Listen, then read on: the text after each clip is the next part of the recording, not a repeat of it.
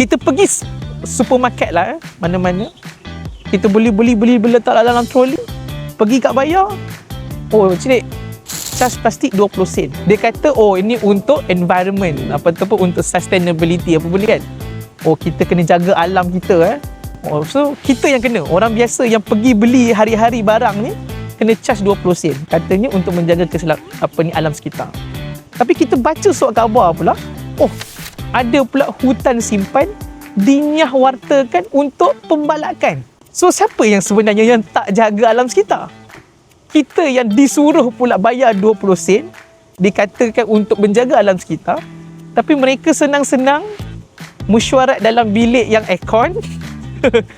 Sesama mereka sahaja tunjuk dalam peta, oh kita nyahkan yang ni, kita buat pembalakan dan akhirnya hasil tu kita dapat. Lepas tu kita pula cakap kat rakyat, oh kita kena jaga alam sekitar, kita kena bayar 20 sen. So saya rasa itu jelas menunjukkan kenapa mereka boleh buat, kita tak boleh buat. 2 darjat.